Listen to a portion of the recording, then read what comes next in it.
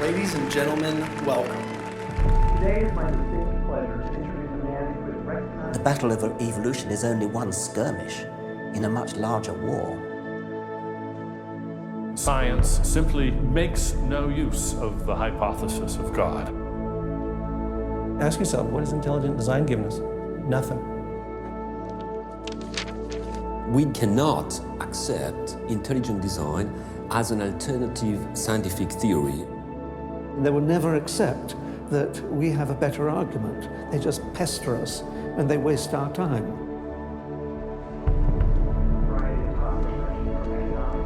Civil rights, to how to ruin your life in 10 easy steps.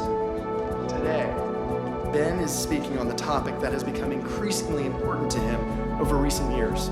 While Ben has always been an ardent supporter of science, lately he has noticed an alarming trend in the scientific establishment that could have dire consequences for every American.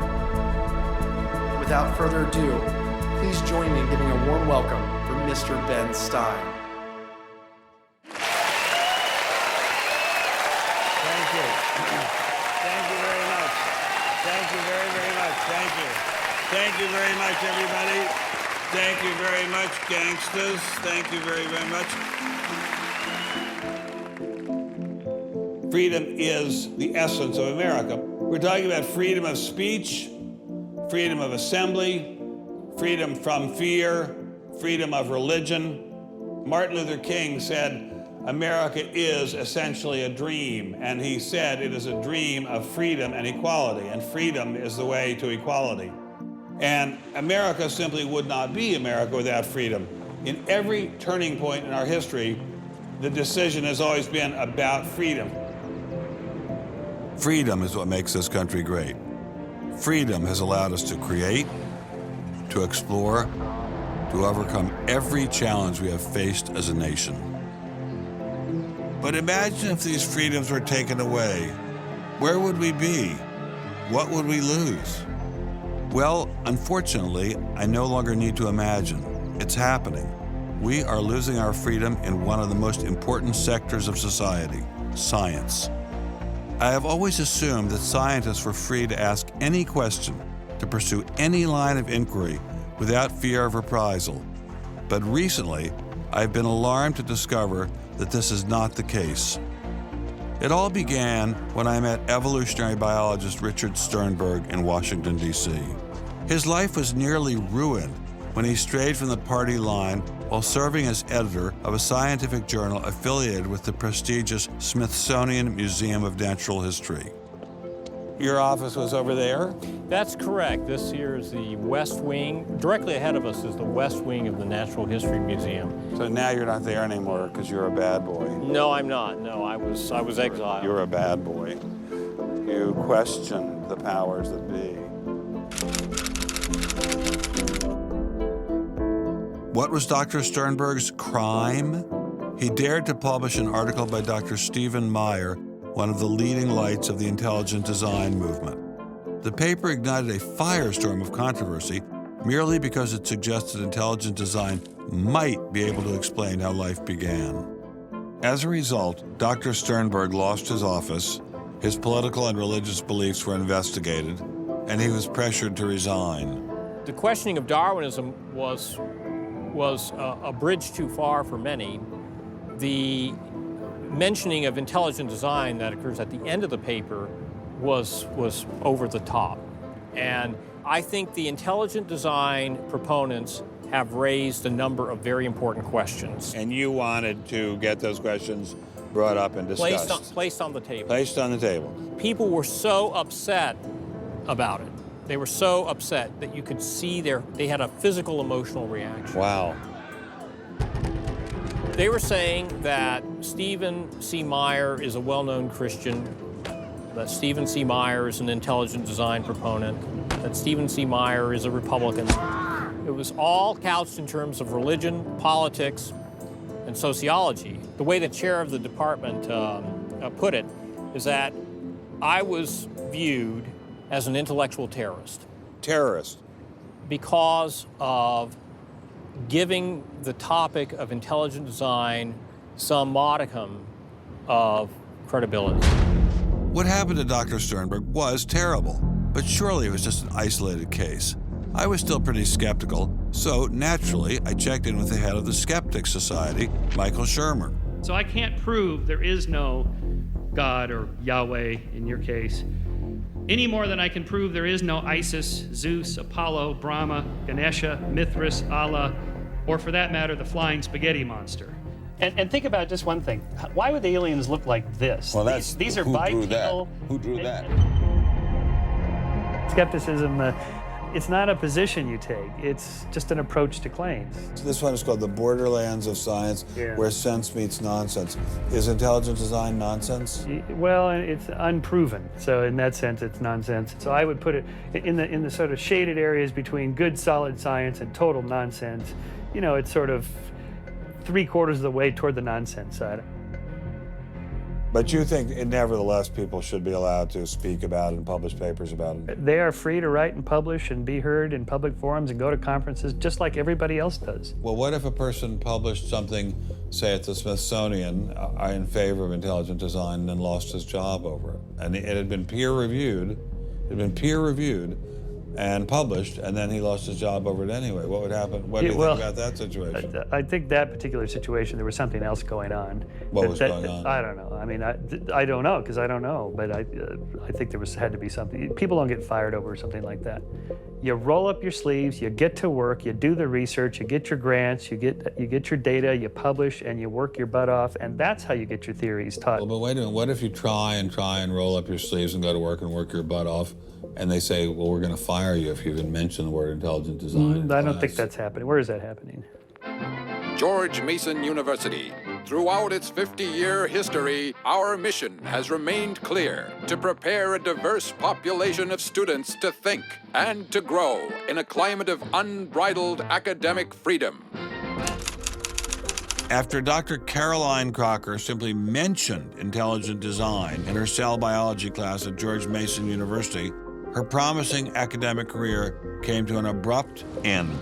My supervisor invited me into his office. He said, "I'm going to have to discipline you for teaching creationism." And I said, I mentioned intelligent design on a couple of slides, but I did not teach creationism. He said, "Nonetheless, you have to be disciplined." At the end of the semester, I lost my job. Not only did this well-loved professor lose her job at George Mason, she suddenly found herself blacklisted, unable to find a job anywhere. So whenever I interviewed for a job, I would be offered it, usually on the spot. Since this has happened, and since people can Google my name, I'm finding that when I send my credentials, I do get interviews, I get many interviews, but I never get offered a job. I don't tell them about my science sin. I was only trying to teach what the university stands for, which is academic freedom. There's nothing to be learned in neurosurgery by assuming an accidental origin for the parts of the brain that we work on. It wasn't just biologists who were feeling the Darwinist wrath. When neurosurgeon Michael Egnor wrote an essay to high school students saying doctors didn't need to study evolution in order to practice medicine, the Darwinists were quick to try and exterminate this new threat. A lot of people on a lot of blogs called me unprintable names that were printed. There are a lot of very, very nasty comments. Other people suggested that people call the university I work at and suggested perhaps it's time for me to retire. I realized when I kind of went public with my doubts about the adequacy of Darwin's theory that I would encounter criticism. What has amazed me is the viciousness and the sort of baseness of it. I'm an old guy, I have tenure, I'm academically safe, but the young people and what is happening to them in America right now because of this scientism gulag is really terrible. Apparently, Professor Marks was not as safe as he thought. A few months after this interview, Baylor University shut down his research website and forced him to return grant money once they discovered a link between his work and intelligent design. In order to attract grants, you have to market yourself. So you put up sites and call yourself labs and groups and things like that in order to get visibility. And in my entire experience in academia, I never went to any superior and asked them any permission to put up any of these labs. So the fact that this was singled out, let alone shut down, is jaw-dropping. It's astonishing. I have never been treated like this in my about 30 years in academia. Shut up, you freak! I say shut up! It's a madhouse! If you peel back the onion, I think that there is no doubt that the center of this is my work in what some would call intelligent design. People really get emotional about this. Whenever you say intelligent design in a room of academics, them's fighting words. Creationists. Astronomer Guillermo Gonzalez found himself in a fierce shootout with Iowa State University following the publication of his book, arguing that the universe is intelligently designed. Despite a stellar research record that has led to the discovery of several planets, his application for tenure was denied, putting his career in jeopardy. I worried about my tenure a little bit in 2005 when the petition was being circulated because I viewed that as a strategy of Hector Avalos and his associates to try to poison the atmosphere on campus against me because he knew I wasn't tenured yet and I was very vulnerable. I have little doubt that I would have tenure now if I hadn't done any professional work on intelligent design. Dr. Gonzalez had this advice for scientists who might be thinking about following his example. If they value their careers, they should keep quiet about their intelligent design views. We know there are times and places to be quiet, and other times and places when we can make noise if we want to. Will you show us? Of course. Boys and girls, how would you like to show some of the ways we know of being quiet? It's the kind of thing where you just learn to keep your mouth shut. In addition to those scientists who were willing to appear on camera, we encountered many more who didn't dare show their face for fear of losing their jobs. You use an intelligent design perspective to get the research done, but you're not allowed to talk about it in public. And so there is definitely incentive, if you think about it, for people to remain within the mainstream. You know, what's he up to? What is he thinking? Is he one of them? That kind of thing. If I write intelligent design, they hear creationism. They hear religious right. They hear theocracy. So it appears Mr. Shermer, the self-styled skeptic, was wrong on this one. Intelligent design was being suppressed in a systematic and ruthless fashion. But maybe intelligent design should be suppressed. I didn't like what was happening to these scientists, but on the other hand, we don't want our kids being taught that the Earth is flat or that the Holocaust never happened. It was time to ask the scientific establishment what was so bad about intelligent design. Intelligent design people are not genuine scientists. Intelligent design is a racket. It's just propaganda. The only intelligent thing about it is to have got people to call it that. It's really very stupid as well. Everybody knows science education in America is appalling.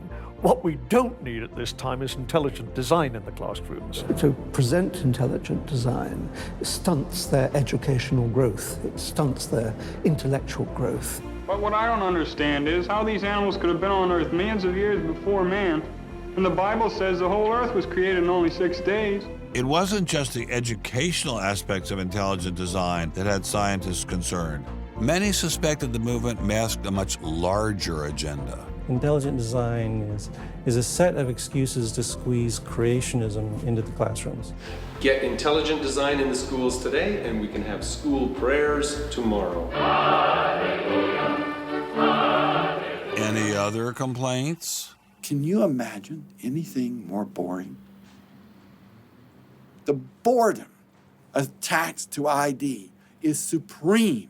It is so boring that I can't even bother to think about it much anymore. It's just utterly boring.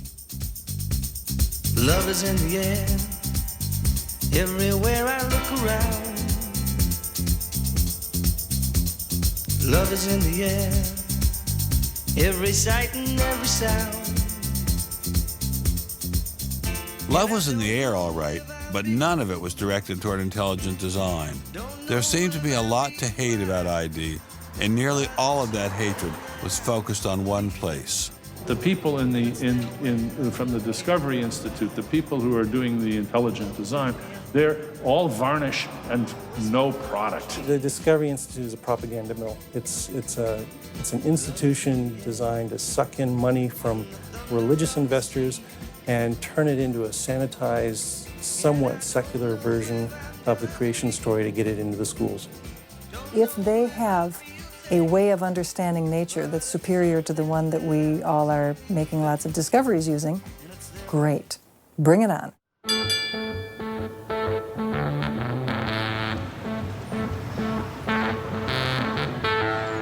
We are really, really lost.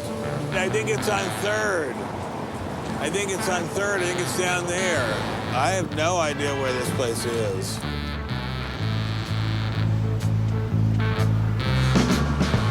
I guess I just keep walking.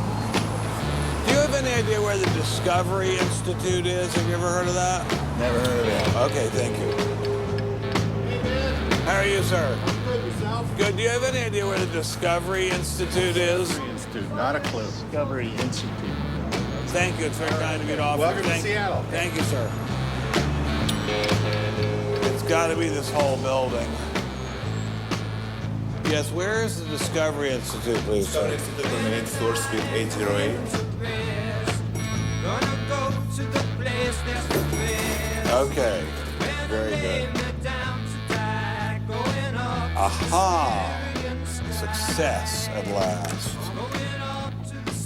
Aha! We found you. Are you Bruce Chapman? I am. How are you? I'm Ben Stein. Well, Very kind of you to have me here. Well, I'm delighted to meet you. Can I look around and see your office? Absolutely. Do you just have this floor, or do you have several other floors as well? No, this is it. This is it? You've made an awful lot of trouble for being in such a small office. I thought it was going to be like the Pentagon. We're like the little boy that said the emperor has no clothes. And he didn't have a big organization either. When you go around and raise funds, your people are not saying to you, by the way, we're going to get all these scientists out of the classroom and put Christ back in the classroom. Well, I don't know that Christ has ever been in the science classroom. This is not a religious argument. This is something that people, we have fellows who are Jewish or agnostic or various other things. There are people, there are Muslim scientists. There are people of all kinds of backgrounds who agree that Darwin's theory has failed. And so why would you bring religion into it? You don't need religion. This is a red herring, Ben. People who don't have an argument are reduced to throwing sand in your eyes. Well, if the Discovery Institute could get its wish about this subject, what would your wish be? Well, on this subject, as on others, we'd like people to be able to have a robust dialogue and even a debate where the evidence, the best evidence, but in this case, the best scientific evidence is made available to people. Well, surely no one questions there should be a debate. Oh, yes, they do. They do? They say the debate has been settled. Well, that the issue's when settled. was the debate settled? Ben, I'd like you to talk to the scientists. You don't want to get your science from me. Mr. Chapman claimed ID had nothing to do with religion. So why was my first stop Biola University, formerly known as the Bible Institute of Los Angeles? Your own personal Jesus. Someone to hear your prayers, someone who cares. Footnote in the history of science, the Your inference that own Stonehenge was caused by intelligence. personal These Jesus. inferences are remarkably stable in terms of all the knowledge. Someone to hear your prayers, someone who's there.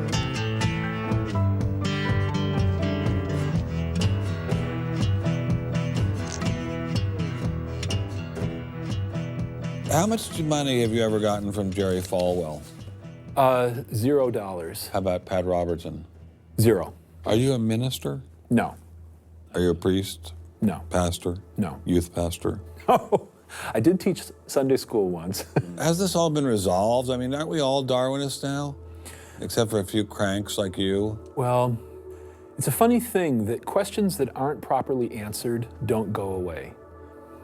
This question is loaded with all kinds of political baggage, but one-on-one at a scientific meeting after the third or fourth beer, my experience has been that many evolutionary biologists will say, yeah, this theory's got a lot of problems. So you mean to tell me that there really is a debate among scientists about whether or not evolution occurred? Well, evolution is a kind of funny word. It depends on how one defines it. If it means simply change over time, even the most rock-ribbed fundamentalist knows that the history of the Earth has changed, that there's been change over time. If you define evolution precisely, though, to mean the common descent of all life on Earth from a single ancestor via undirected mutation and natural selection, that's textbook definition of neo-Darwinism. Biologists of the first rank have real questions. But the modern theory of intelligent design is just microwaved creationism. I don't think that's the case. Creationism, properly understood, begins with the Bible and says, how can I fit the Bible into the data of science? Intelligent design doesn't do that. Intelligent design is the study of patterns in nature that are best explained as a result of intelligence. So intelligent designers believe that God is the designer? Not necessarily. Intelligent design is a minimal commitment scientifically to the possibility of detecting intelligent causation. Dr. Nelson didn't sound like a crazy person, but I still suspected ID was nothing but reheated creationism. My next stop didn't seem like it was going to alleviate those fears. I didn't crawl out of the ocean, I didn't come from no monkey. But science tends to forget evolution's just a theory. They present it in the textbooks and on animal TV. Like it's fact, but tell me, were you there 12 million BC? Evolution is from an intelligent design perspective, is perfectly acceptable if the sense is that how did the design get implemented? The issue is there real design there, and are these material mechanisms like natural selection, are these adequate to account for everything we see in biology? And our argument is no, it's not. But Darwin produced all this evidence from his travels and his studies at the Galapagos that evolution explained things. If you look at the history of science, people often have a good idea and then they decide just to run with it. And they say, we're going to apply this everywhere. And so Darwin takes his idea of natural selection and says, I'm going to explain all of life with it. I mean, physics used to be Newtonian physics. Newton was physics. And then we got to look to Einstein, general relativity. It's not, Newton isn't enough. Well, I think likewise what we're finding with Darwin is that he had some valid insights, but it's not the whole picture. Okay, Darwinism may not be the complete picture, but what made these guys think they had the missing pieces? I put this question to Dr. Stephen Meyer, author of the paper that originally got Dr. Sternberg in so much trouble. It's hard to believe that this little town is the headquarters of giant Microsoft, which enabled Mr. Gates to begin to fantastically rich. Maybe that's what Steve Meyer's doing here. Maybe this is somehow going to make him fantastically rich. We'll pin him down like a butterfly on a butterfly board. Butterfly on a killing board. Coffee shop straight ahead. Newton is buried in the geniuses corner at Westminster Abbey, right? That's correct, yeah. Darwin is also buried in Westminster Abbey. Right, and so is Darwin. Right Near each other, right? And you're here in Redmond in a little building without a sign, right? And you're obviously an incredibly smart guy, but how dare you challenge someone who's buried in the geniuses corner next to Newton at Westminster Abbey? Well, it may seem a little cheeky, but it's what scientists are supposed to do. When I was in Cambridge, one of my supervisors often advised us to beware the sound of one hand clapping, which was a way of saying if there's an argument on one side, there's bound to be an argument on the other. And what I found in studying the structure of the argument in The Origin of Species is that for every evidence-based argument for one of Darwin's two key propositions, there is an evidence-based counter-argument. Well, but is it a debate? I mean, there's just you and a couple of other guys in a dinky little office downtown, say on one side, and there's the faculties of all the great universities of the world on the other side. Speaking with a great uniform and authoritative voice. Right. Yeah. Well, in any case, the debate really isn't going to be settled by numbers. It's going to be settled by the evidence and the arguments. While I was still in Bill Gates country, Dr. Meyer recommended I check in with molecular biologist Jonathan Wells.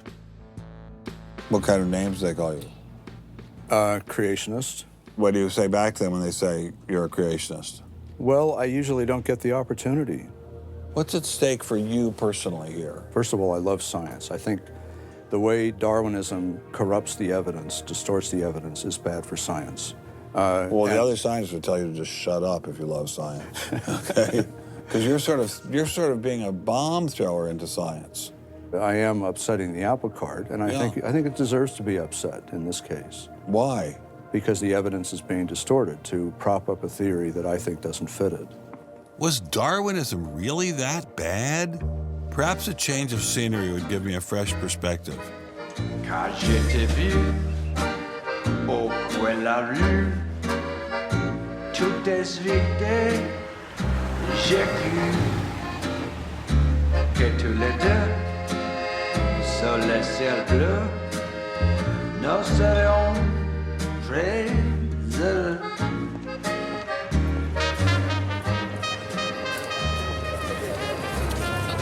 Mr. Berlinski, I assume? Mr. Stein. How are you, sir? So where are you from originally? I was born in New York. Yes. Spent 31 years in Manhattan. Yes. And I spent a lot of time in California, too. And tell me all the various universities where you studied or taught. No, I was at Princeton, then I had a professorship at Stanford, and then I left Stanford, and I taught at Rutgers. I left Rutgers, and I taught at the City College in New York. I left the City College of New York. I taught at the Baruch College. I taught at San Jose. What did you teach at Baruch College? Anything they wanted. Come on in. Thank you, monsieur. What an old building, wow. It's the oldest in Paris. You're kidding. Merci, monsieur. Ah, je vous en prie, monsieur. Merci. Wow, this is fabulous. Let's put it this way. Before you can ask, is Darwinian theory correct or not, you have to ask the preliminary question, is it clear enough so that it could be correct? That's a very different question. One of my prevailing doctrines about Darwinian theory is, man, that thing is just a mess. It's like looking into a room full of smoke. Nothing in the theory is precisely, clearly, carefully defined or delineated. It lacks all of the rigor one expects from mathematical physics, and mathematical physics lacks all of the rigor one expects from mathematics. So we're talking about a gradual descent down the level of intelligibility until we reach evolutionary biology. We don't even know what a species is, for heaven's sakes. So his theory is smoke, but elegant smoke. There's a certain elegance to it, but you know, I think Einstein had the appropriate remark. He preferred to leave elegance to his tailor. A room full of smoke? That certainly wasn't what I was hearing from prominent Darwinists like Richard Dawkins. Evolution is a fact. It's a fact which is established as securely as essentially any other fact that we have in science. Richard Dawkins is so confident that evolution is a fact and that therefore God doesn't exist, that he has devoted his entire life to spreading the evolution gospel. I'm an atheist with respect to the Judeo-Christian God because there is not a shred of evidence in favor of the Judeo-Christian God. It is completely right to say that since the evidence for evolution is so absolutely, totally overwhelming, nobody who looks at it could possibly doubt that if they were sane and not stupid. So the only remaining possibility is that they're ignorant, and most people who don't believe in evolution are indeed ignorant. But the people I spoke with weren't ignorant. They were highly credentialed scientists. So there had to be something else going on here. So you think the whole theory of evolution is false, or just certain parts of it? Well, again, evolution is a slippery word. I would say minor changes within species happen. But Darwin didn't write a book called How Existing Species Change Over Time. He wrote a book called The Origin of Species. He purported to show how this same process leads to new species, in fact, every species. And the evidence for that grand claim is, in my opinion, almost totally lacking. How does Darwin or Darwinism say life began? Well, he didn't know, and in fact, nobody knows. So Darwinism, strictly defined, starts after the origin of life and deals only with living things. Well, how can there be a theory about life without a theory about how life began? Well, a grand overarching evolutionary story, of course, does include the origin of life, but Darwin's theory doesn't begin until you have the first cell. Well, does someone have a theory about how life began?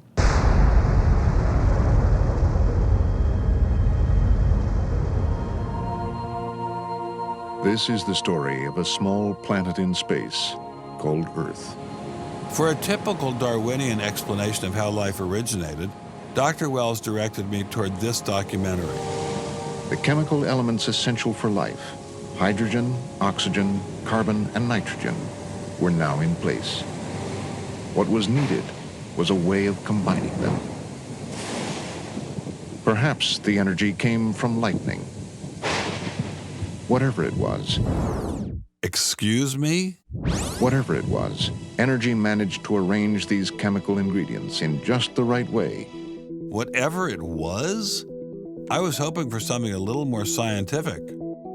The most popular idea has been that life emerged spontaneously from primordial soup.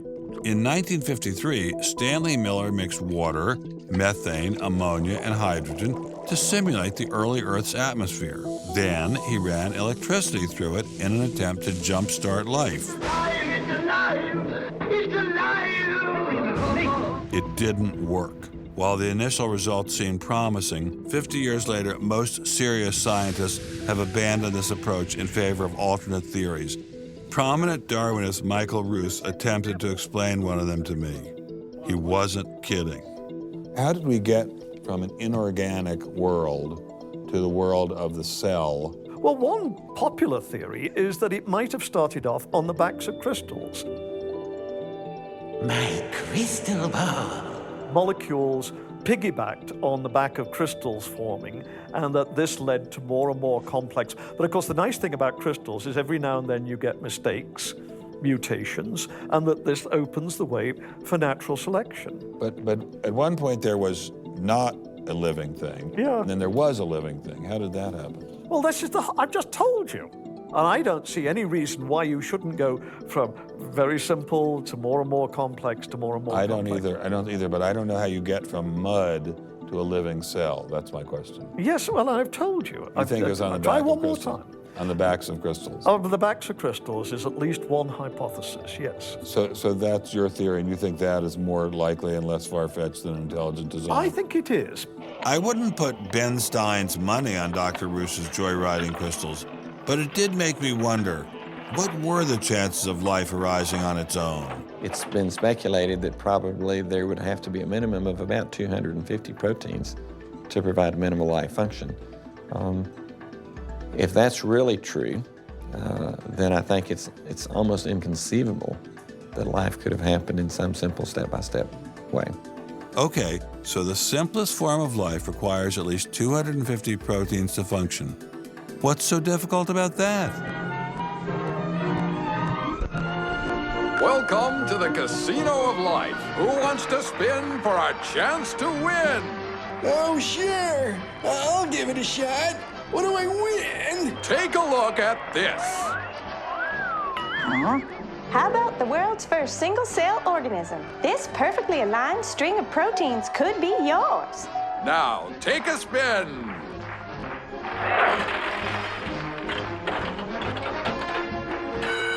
I won! Tina, tell him how many times he needs to do that to win the prize. 250. That's right, folks, and all in the correct order. But that's impossible. We've heard that before, haven't we, Richard? Come on, Mother Nature, do your thing. You stupid machine! I hate you!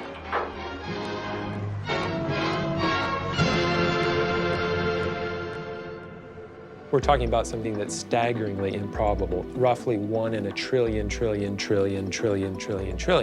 Let all of life choose a million, a trillion. The number is essentially zero. Something has to skew nature to choose the ones that work. So, in the game of life, it looks as if the house always wins. Luckily, some serious scientific minds have figured out a way to beat the odds. Directed panspermia. When faced with the overwhelming problem of the origin of life, Nobel Prize winner Francis Crick proposed this theory, that life was seeded on Earth, which basically means aliens did it. Crystals? Aliens? I thought we were talking about science, not science fiction. We don't know what caused life to arise. Did it arise by a purely undirected process? Or did it arise by some kind of intelligent guidance or design? And the rules of science are being applied to actually foreclose one of the two possible answers to that very fundamental and basic and important question. So the rules of science say we will consider any possibility except one that is guided. Exactly. No matter how life began, on the backs of crystals or in the test tube of some intelligent designer, everyone agrees it started with a single cell. But what is a cell? Let me ask you a question. Yeah. Darwin wrote The Origin of Species in 1859, published it in 1859. He had an idea of the cell as being quite simple, correct? Yeah, everybody did. Okay. If he thought of the cell as being a Buick, what is the cell now in terms of its complexity by comparison? A galaxy. If Darwin thought a cell was, say, a mud hut, what do we now know that a cell is? More complicated than a Saturn V. So what is in a cell as far as we know now? A world that Darwin never could have imagined. I needed someone who could give me a glimpse into this world. So we went to molecular biologist Doug Axe. Think of a cell as being a nanofactory, a factory where on a very small scale, digital instructions are being used to make the components of the factory. Here we have the famous DNA double helix. You can see the two helical strands that are intertwined and wind around each other on the outside of the molecule. This is the material that stores all of our genetic information. In higher life forms, this will be the equivalent of something like a gigabyte of information stored in the molecules that form the individual chromosomes, all packed within the nucleus, which is a tiny fraction of the entire cell size. So what does DNA do? Well, the information in DNA ends up providing the information for sequencing the amino acids to make protein. We have information in a one-dimensional form that provides the information for a three-dimensional form.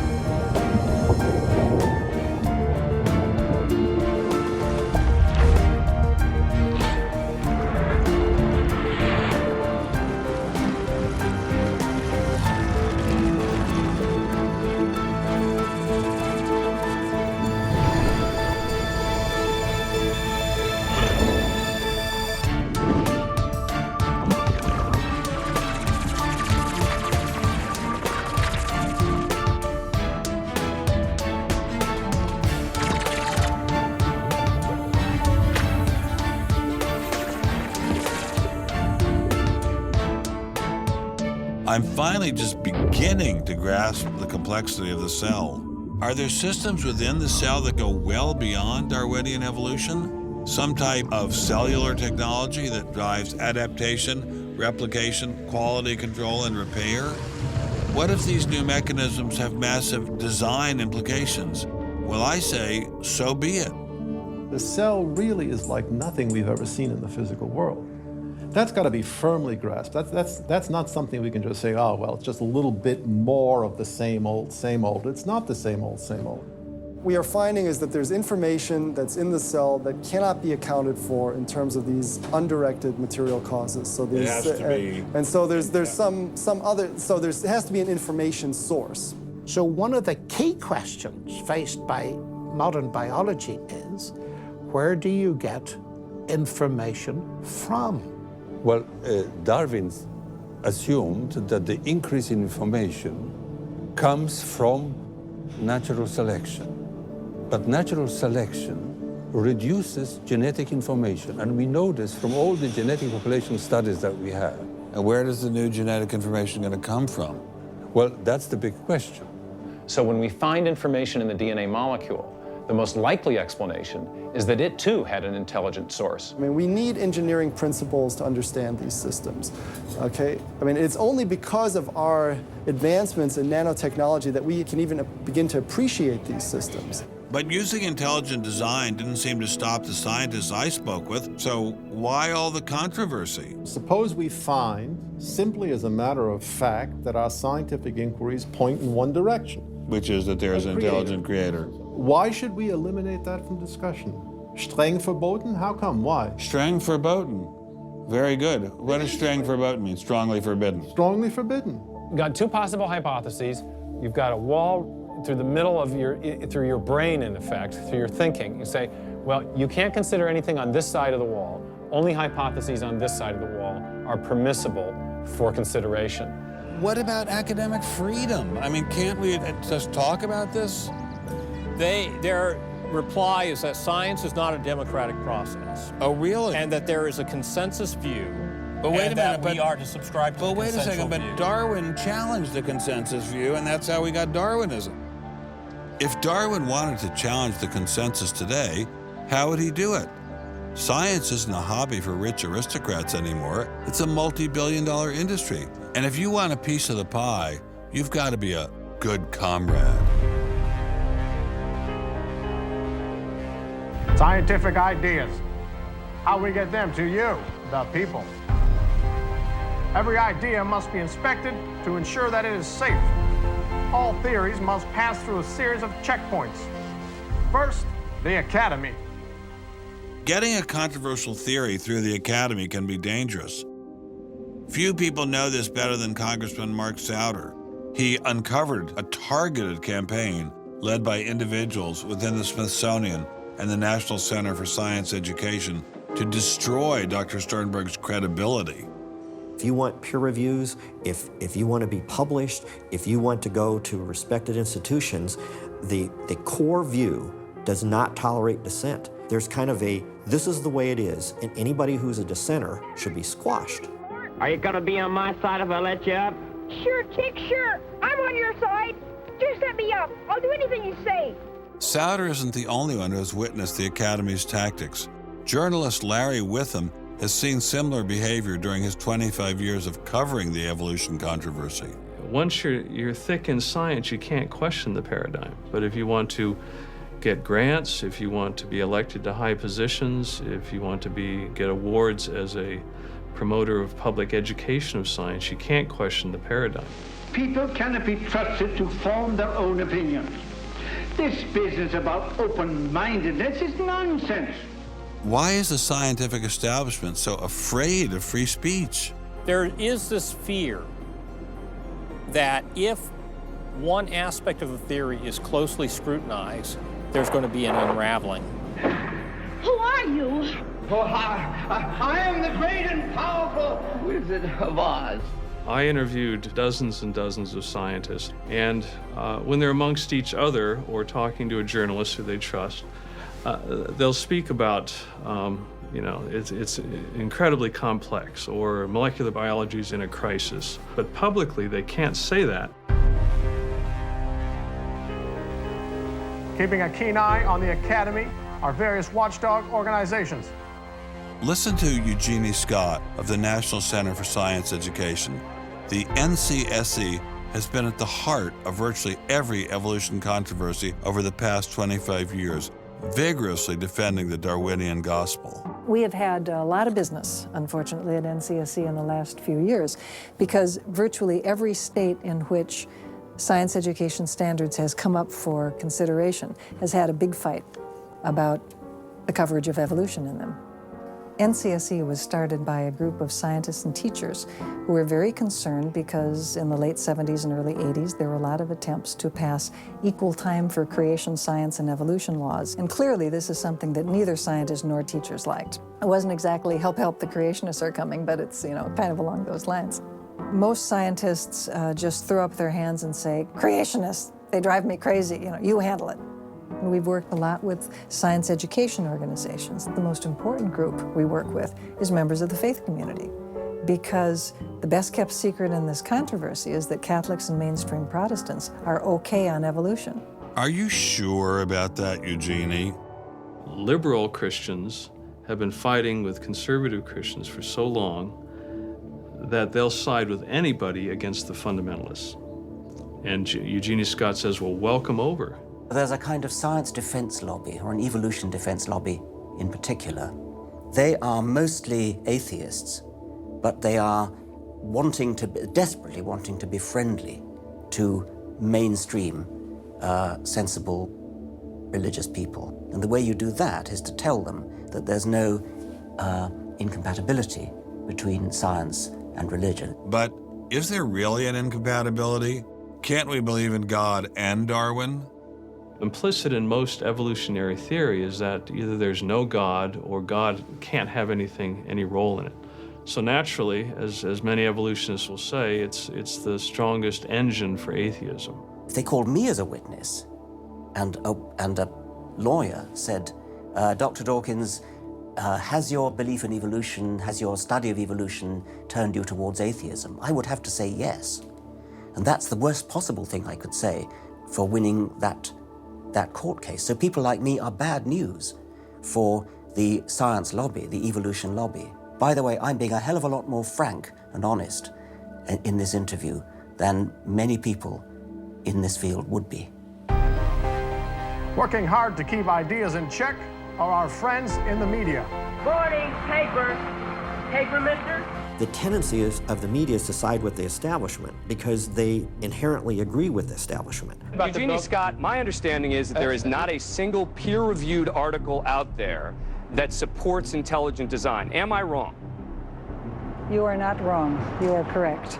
I believe that we get coverage, but we always get coverage like we're the outsider, not like it's an even debate. But instead of merely reporting news, he analyzes it, often expressing his personal opinions. We constantly deal with reporters who refuse even to report the correct definition of intelligent design. They, over and over again, talk about life is so complex, God must have done it. Just admit it, it's religion. Very simple. You just can't, it's religion. It's a wanton distortion of our position. So you'd ask. I've got a hot story here. You can look at Associated Press stories, and the same sentence will appear in those stories for 10 years. Intelligent design says that life is too complex. It's called a boilerplate. And the reporter never reports anymore or gets any new ways to say it, so the public understanding never advances. But what happens if a reporter decides to take a more balanced approach to intelligent design? There might be remarkable pressure on that reporter not to side against the evolutionists. I thought I told you to kill that story. Few reporters have learned this better than author and journalist Pamela Winnick. When she refused to take sides in an article she wrote about intelligent design, the Darwinists found a new favorite target. Number one, I wasn't Christian, I was Jewish. Number two, I wasn't religious. Number three, I was not taking a position in favor of creationism. I was writing about intelligent design. And It didn't matter.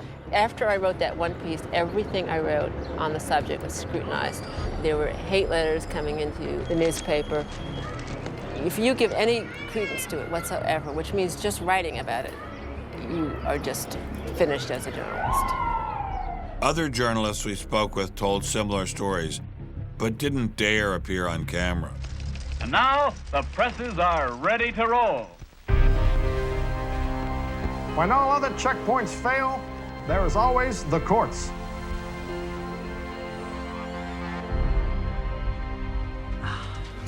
We have spent an enormous amount of time trying to prove to the court what everybody already knows, that intelligent design is a particular religious belief. But I thought scientific questions were settled by the evidence, not by taking people to court and suing them. How do other countries deal with such disputes? Dr. Marcy Giertuk, a population geneticist who now represents Poland in the European Parliament, was able to shed some light on this topic.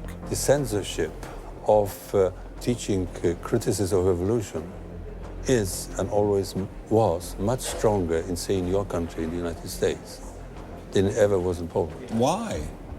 Why would the censorship? That is because you have a political correctness in your country. These issues are brought to court, and the court says what you can and what you cannot teach. We want to know what you teach, what books you use, how you teach it. We never had that sort of way of deciding scientific issues in Poland. We never had the courts involved. So you are saying that as far as the teaching of science is concerned, Poland is freer academically than the United States. I think in this particular issue of evolution, I think this is true. But how effective are the courts in deciding such matters? What about the general idea that intelligent design is doomed as a result of several recent legal setbacks? I think court cases don't decide anything. I mean, if you look at the Scopes trial, who won that trial? It wasn't the evolutionists. I mean, it was the Tennessee law was upheld, barring evolution.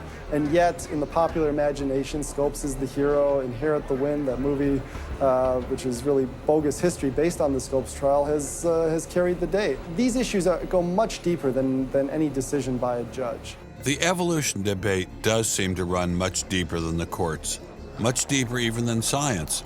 To generate this level of hostility, ID must threaten something at the very core of the Darwinian establishment. The entire globe is today the site of a momentous conflict. It is the challenge of ideas.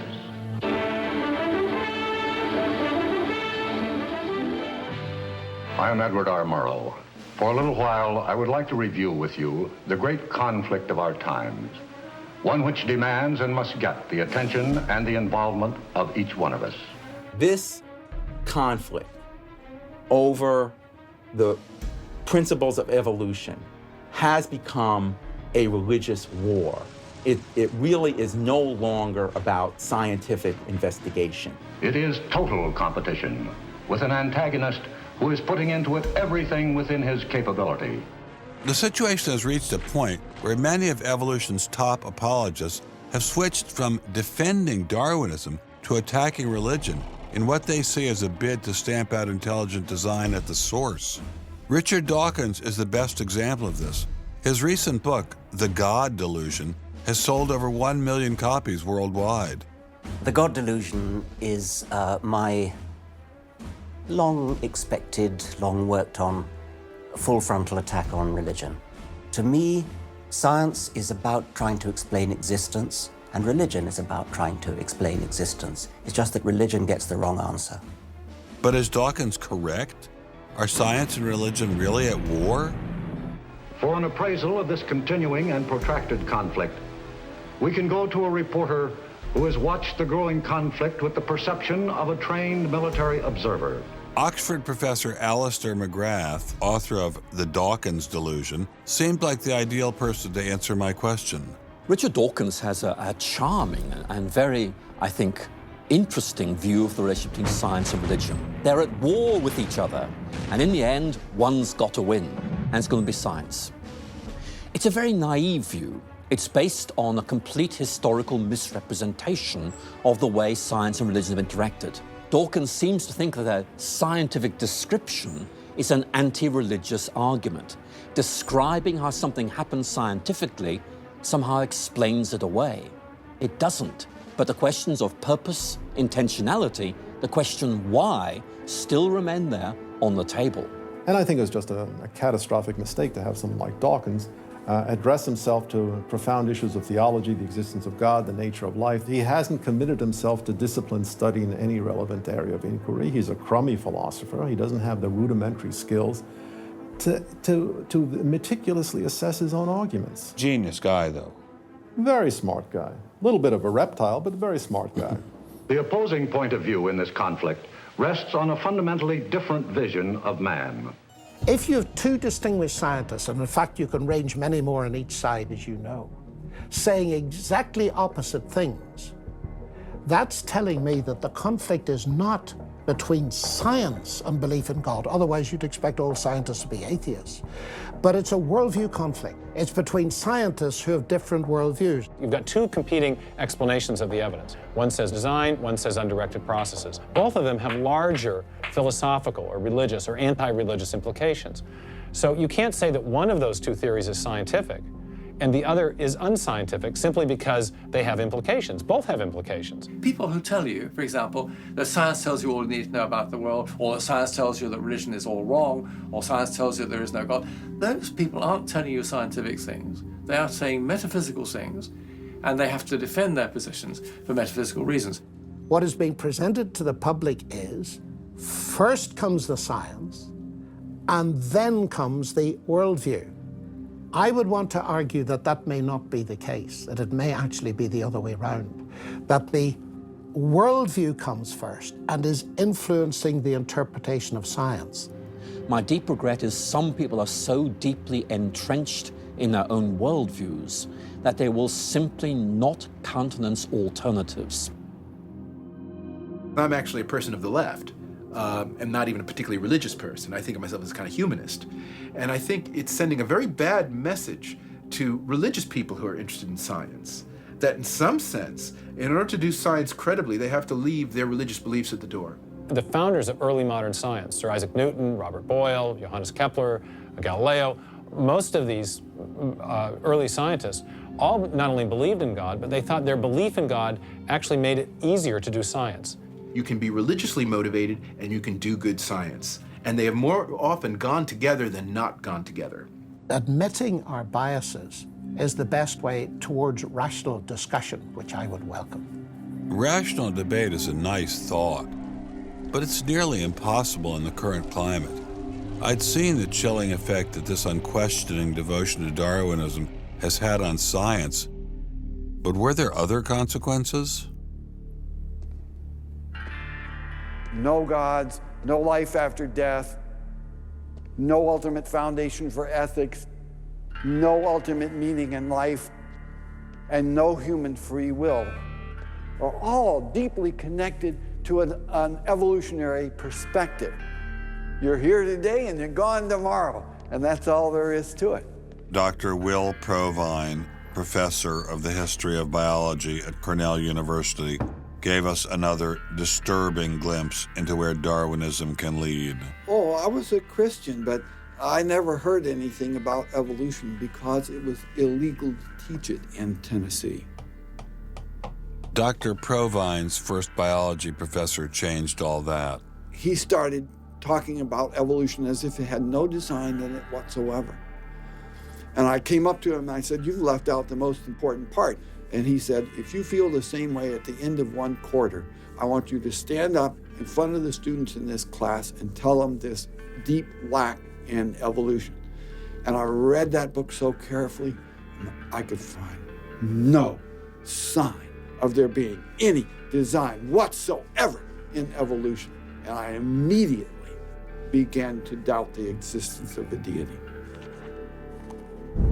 But it starts by giving up an active deity, then it gives up the hope that there's any life after death. When you give those two up, the rest of it follows fairly easily. You give up the hope that there's an immanent morality. And finally, there's no human free will.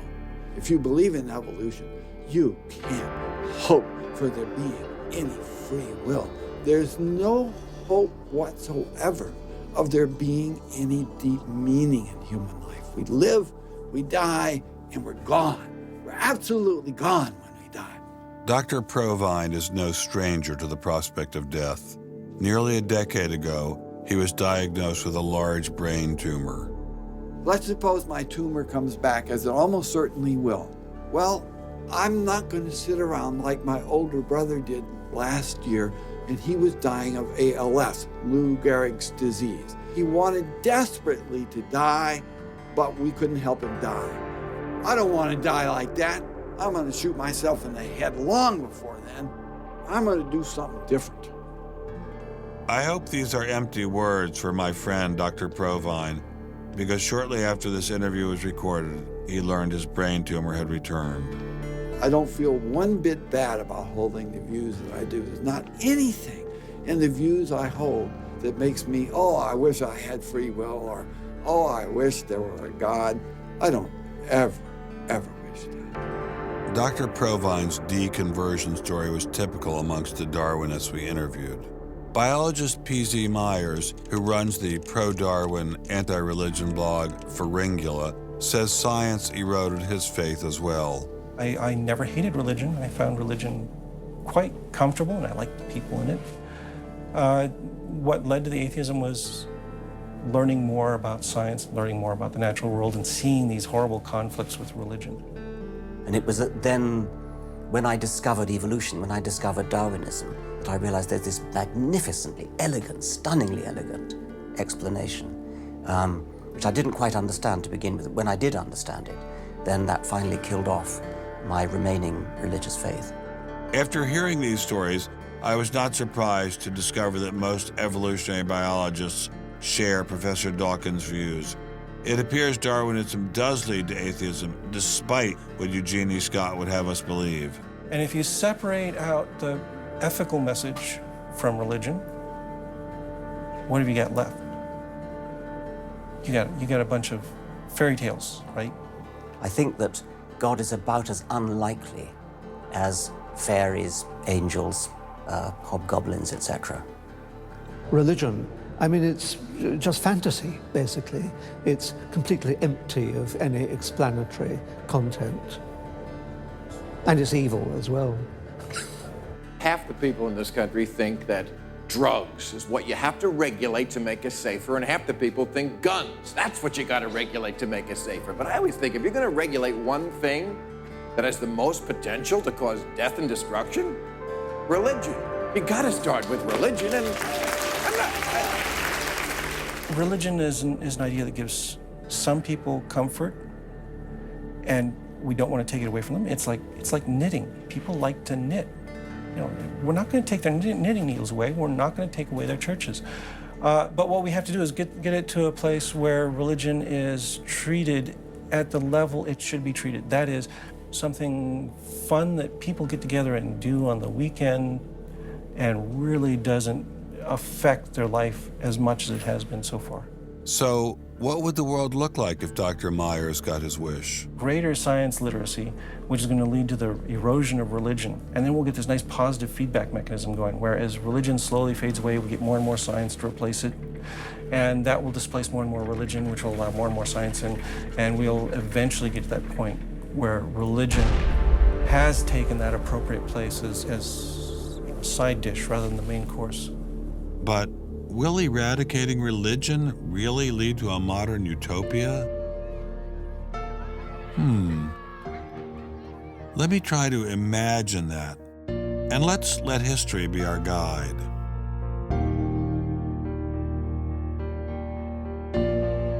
In part, I think Matthew Arnold put his hands on it when he spoke about the withdrawal of faith.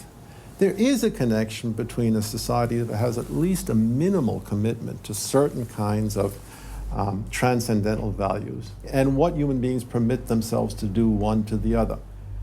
That got me thinking, what other societies have used Darwinism to trump all other authorities, including religion? As a Jew, my mind leapt to one regime in particular. The connection between Hitler and Darwin is, of course, historically a difficult connection because they were separated by a good many years. One was English, one was German. Nonetheless, if you open Mein Kampf and read it, especially if you can read it in German, the correspondence between Darwinian ideas and Nazi ideas just leaps from the page. Of course, you have to add every historical caution. Not everyone who read Darwin became a Nazi. Obviously not. No one is making that case. Darwinism is not a sufficient condition for a phenomenon like Nazism, but I think it's certainly a necessary one. This was a connection I had to explore personally.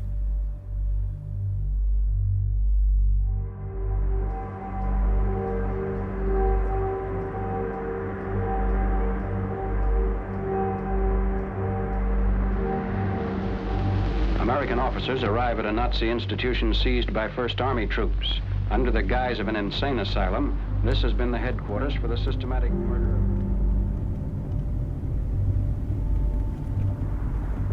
So what is this place?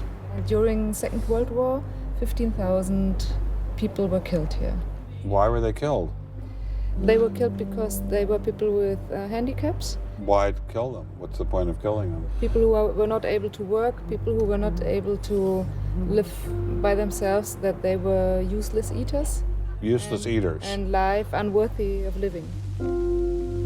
This idea grew up in the 20s. So long before National Socialism, biologists, anthropologists, they thought that maybe mankind could, or the government could interfere into the growth of the population. I see. And they had the utopia that they would have a society without illness and without handicap.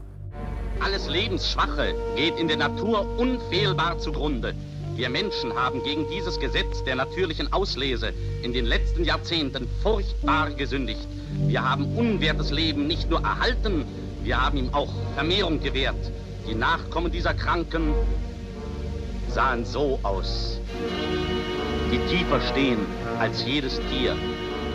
So this was a Darwinian concept? Yes. And also a Malthusian concept, very much Malthusian.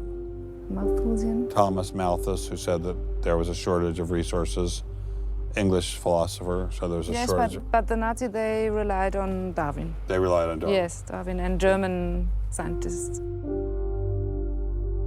Patients were led down this hallway to Nazi doctors who decided who would live and who would die. They were accompanied by 15 nurses. Nurses, yes. Nurses, male and female nurses. So nurses were helping lead them to their doom. Yes.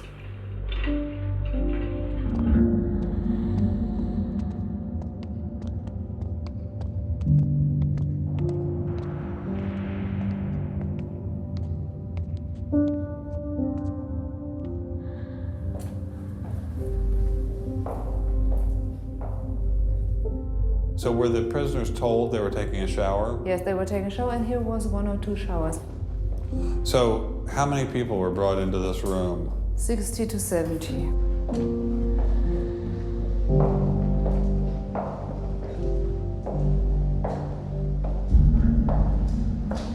So what is this?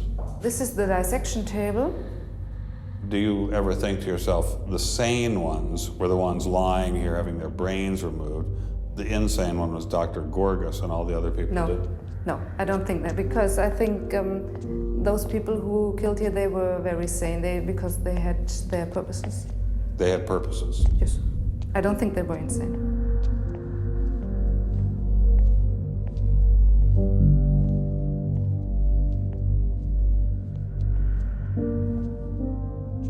They had 2 crematory ovens. I see. And they killed about 70 people. A day? So a day, so they had... That's barely enough time. And they only killed from Monday to Friday. So... Because the people who were doing the killing needed to have the weekend off. If you met Dr. Gorgas today, what would you say to him? I don't know. I don't think that it's my role to tell him something.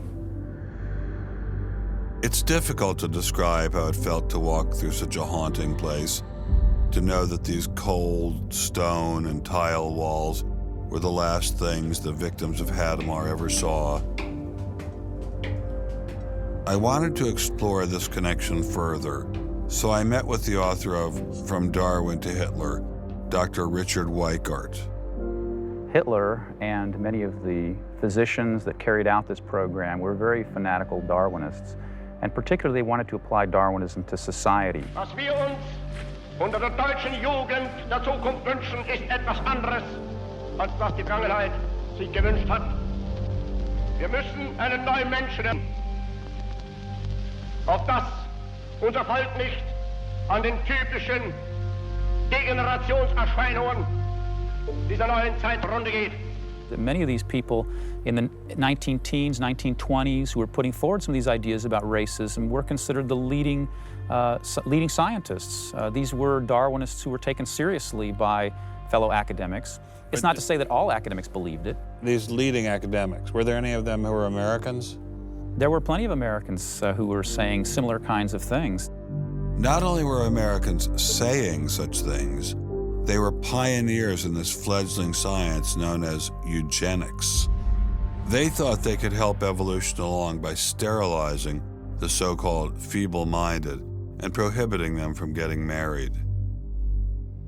Physicians who are aware of the history of 20th century American medicine harbor some bad feelings towards Darwinists because of eugenics. And the eugenics, which was an attempt to breed human beings, it was the darkest chapter of American medicine ever. There were 50,000 people involuntarily sterilized because they were deemed unfit to breed, basically. Eugenics isn't just history. The spirit of the movement lives on today. Margaret Sanger was the head of Planned Parenthood.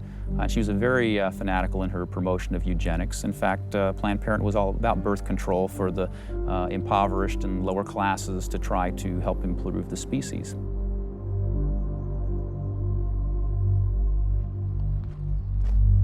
From Hadamar, I traveled with Dr. Weikart to Dachau, where the Nazis applied the ideas of eugenics on a massive mechanistic scale. When it was a fully functioning concentration camp, and what was the purpose of it? I mean, part of it was to repress political enemies. What was the rest of the purpose? Well, beyond the repression of the political enemies, which was its purpose at the very beginning, then later on it transformed into repressing racial enemies. And sometimes those categories overlapped because sometimes they thought that these people were political enemies because they were inferior biologically. The war itself was part of the Darwinian struggle for existence for Hitler. And he saw the extermination of the Jews as one of those fronts to this warfare going on as this Darwinian struggle for existence. Would you say that Hitler was insane? No, I wouldn't say he was insane. I think he had imbibed some very, very wrong ideas. And in fact, I think he took the logic of them in certain ways that brought him to take very radical solutions for them. Would you say he was evil? Oh, I'd definitely say he was evil. Is there such a thing as evil? Oh, I think there is. And is there such a thing as good? Oh, definitely. And evil can sometimes be rationalized as science. Oh, sure. And evil can sometimes be when it's rationalized as science, and I think when it's rationalized in this particular way, I think Hitler thought he was doing good. He thought he was doing good? Oh, I think so. He thought he was benefiting. He thought he was benefiting humanity by driving evolution forward and creating a better humanity.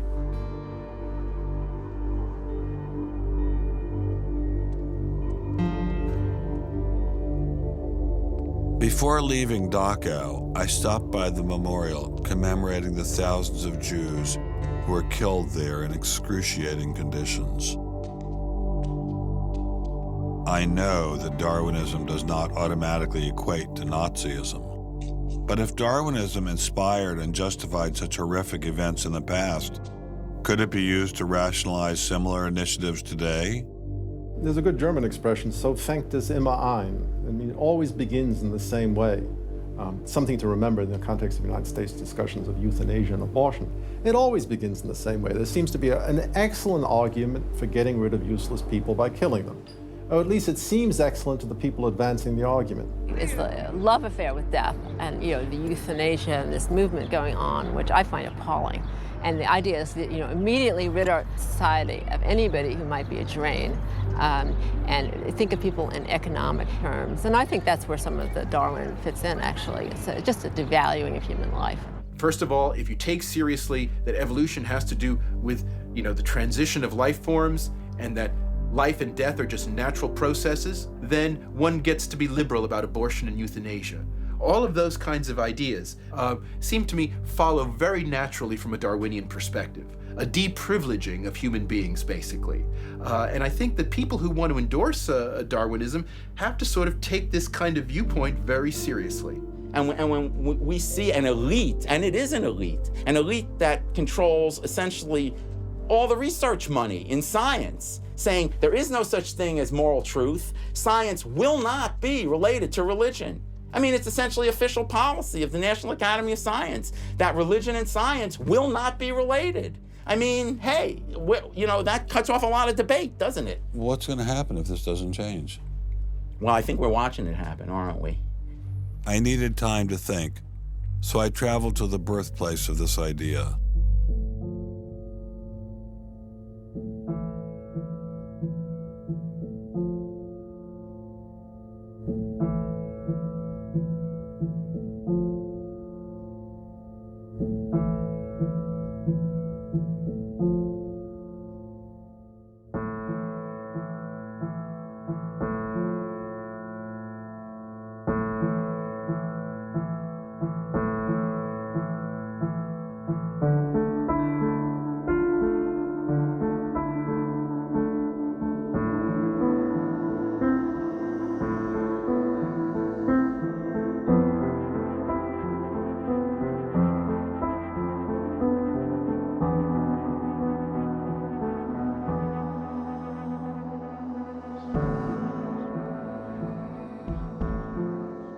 With savages, the weak in body or mind are soon eliminated.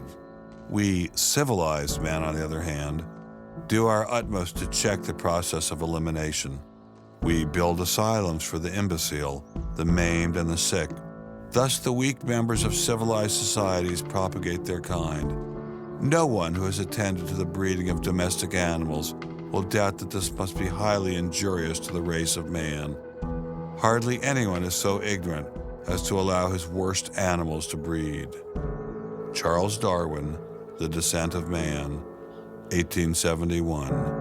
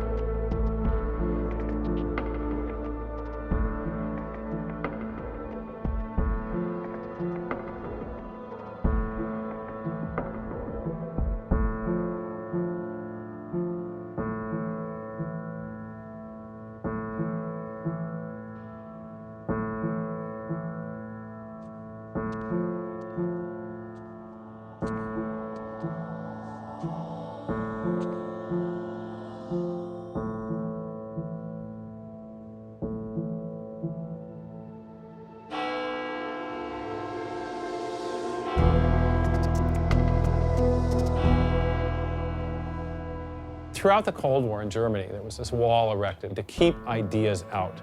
It was erected by people who held an ideology, that were afraid of a competition from other ideas that would come into their society. And what we're seeing happening in science today is very much like that.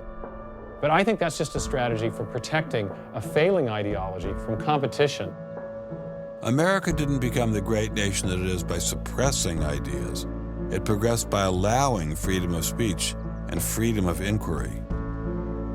Thomas Jefferson got it right when he wrote, "We hold these truths to be self-evident, that all men are created equal, that they are endowed by their Creator with certain unalienable rights, that among these are life, liberty, and the pursuit of happiness."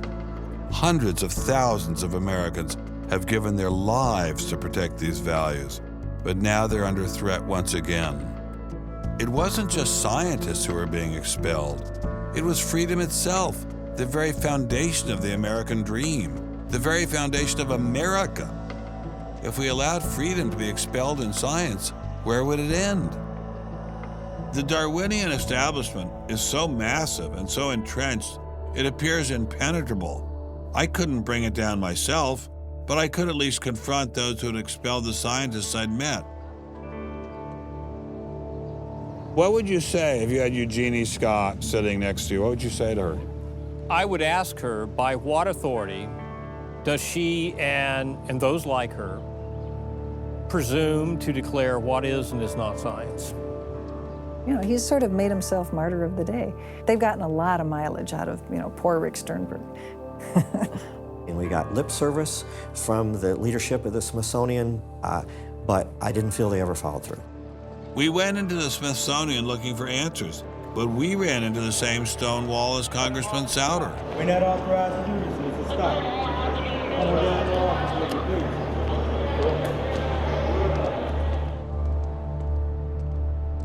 He said, nonetheless, you have to be disciplined, and I lost my job. We did get an interview with a spokesman from George Mason, but it was impossible to knock him off his script.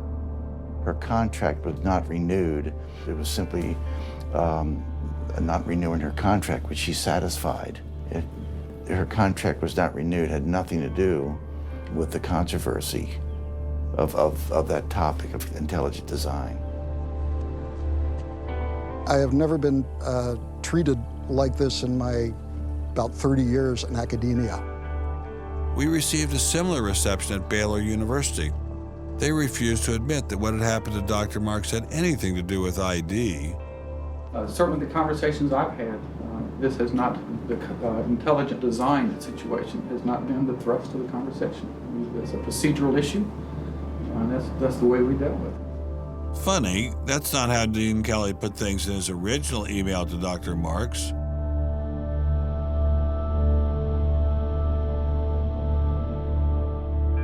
I'm not mixing my religion with my science. The questions that I ask in my intelligent design research are perfectly legitimate scientific questions. At least the top guns at Iowa State were willing to own up to their actions. What we wanted to stop is the use of the name of ISU to validate intelligent design algorithms, and we did succeed. I really think a lot of Guillermo. He's a great guy. So, I mean, that's why I'm kind of disappointed, all right, that he should have just left this alone. So, in my opinion, should have just left it alone. Dr. Hauptmann elaborated further on his great regard for Gonzalez.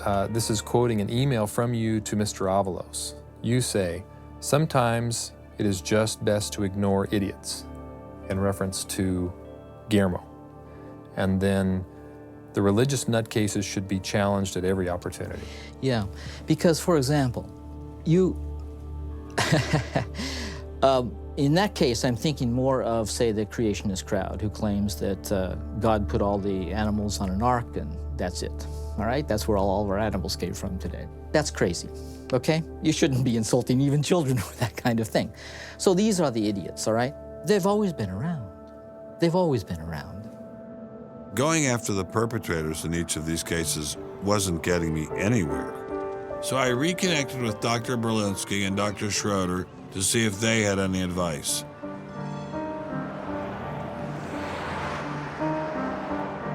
There's a boundary to what science will accept right now. I think the parallel is exactly this wall coming down. Ask any Berliner from the east side what it meant to have the wall come down. If it is possible to make a break in the wall that will allow academia to ask these fundamental questions that exist and allow them in the science classrooms as well. It'd be nice to see the scientific establishment lose some of its prestige and power. It'd be nice to see other questions being opened up. Above all, it'd be nice to have a real spirit of self-criticism penetrating the sciences. What can I do to bring down the wall? Is there anything I can do? Make it apparent to the world that a wall exists. There are vast numbers of persons who talk about academic freedom. And there is academic freedom as long as you're on the correct side of the wall. But if you're on the wrong side of the wall, as we mentioned a few moments ago, you lose tenure, and that's a given. I took Dr. Schroeder's words to heart. Obviously, I couldn't take down the wall myself, but I could confront one of its modern architects.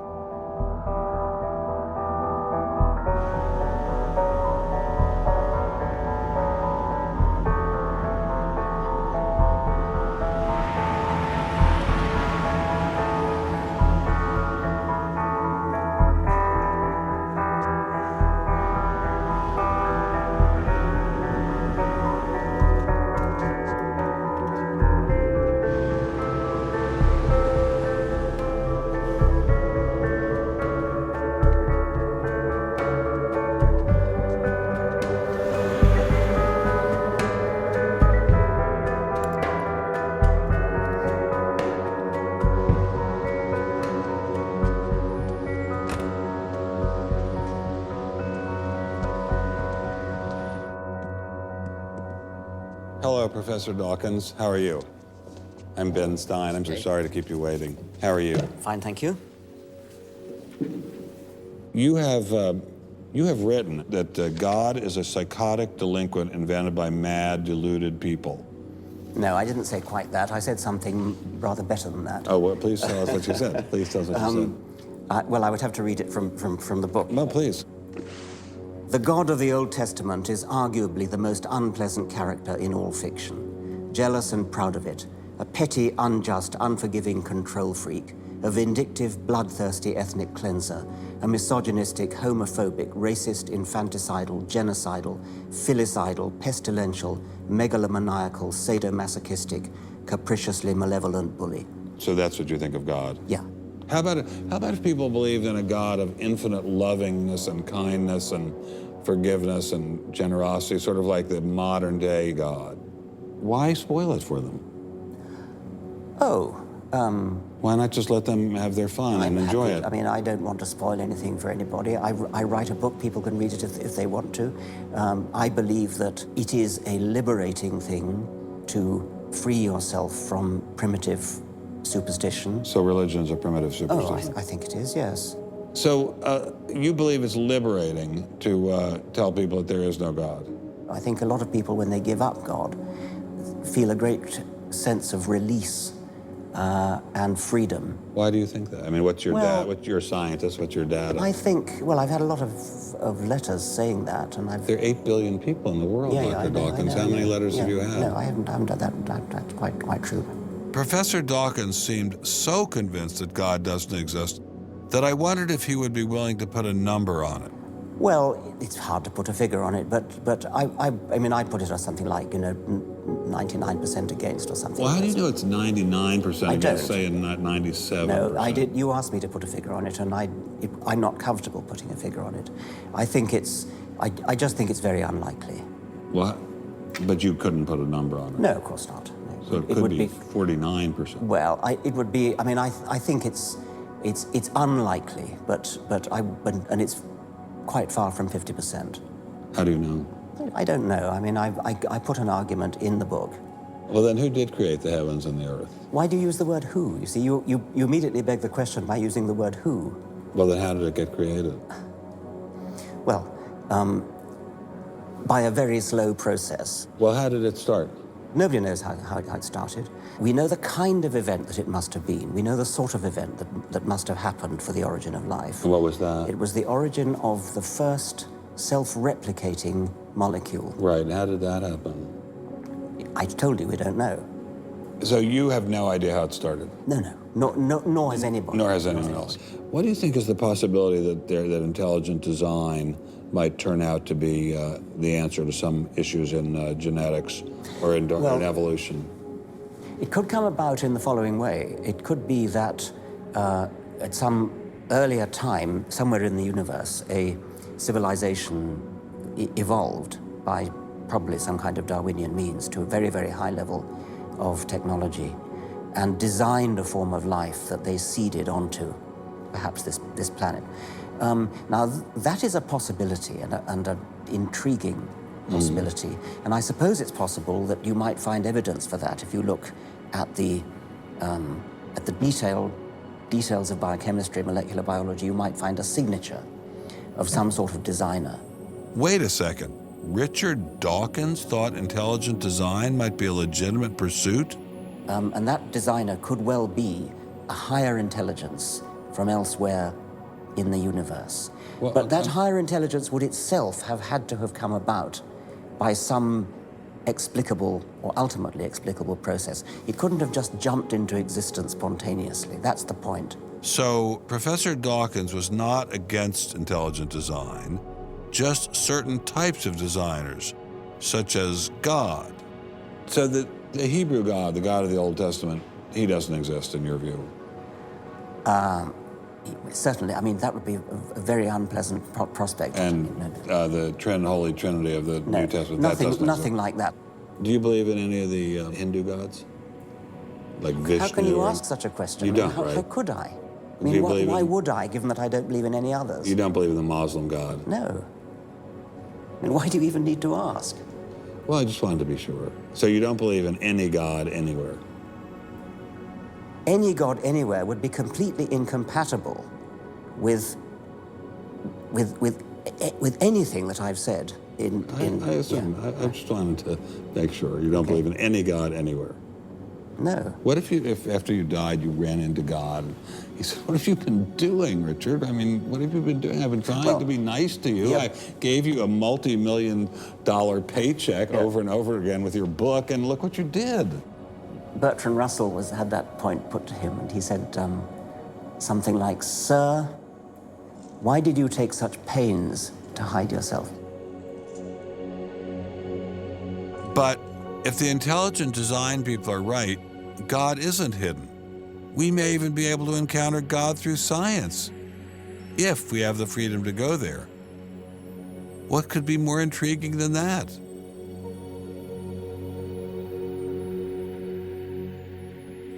We take freedom for granted here in the United States.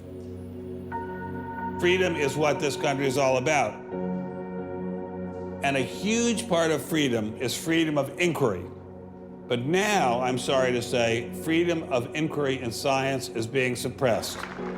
Behind me stands a wall that encircles the free sectors of this city, part of a vast system of barriers. There are people out there who want to keep science in a little box where it can't possibly touch a higher power, cannot possibly touch God. Those barriers cut across Germany in a gash of barbed wire, concrete, dog runs, and guard towers. If you believe in God, and you believe that there's an intrinsic order in the universe, and you believe that it's the role of science to try to pursue and understand better that order, you will be ostracized. I'm frightened by this, but I'm not going to let it stop me from investigating and from speaking. The wall cannot withstand freedom. What I'm asking for is the freedom to follow the evidence wherever it leads. My hope is that there'll be enough independent thinking scientists who don't like to be told what to think. People on both sides of the argument being prepared to talk and listen. And above all, a willingness to keep these dialogues open.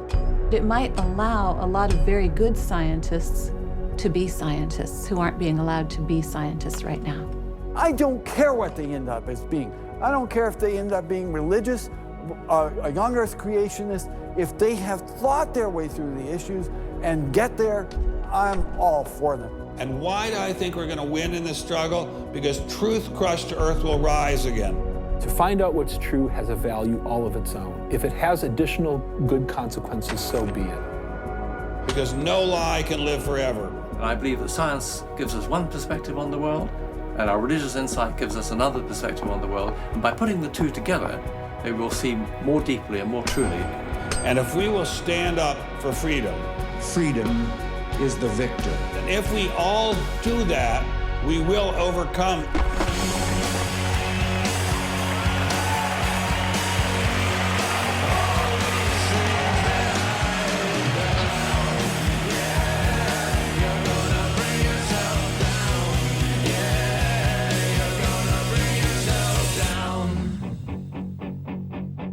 I've taken a first step by speaking out on this issue. But if the wall is to come down, we all have to do our part. Some of you will pay a heavy price for speaking out. You may even lose your job. I guarantee you'll get hate email. But if you don't get involved, will anyone be left to carry on this struggle? Anyone? Anyone?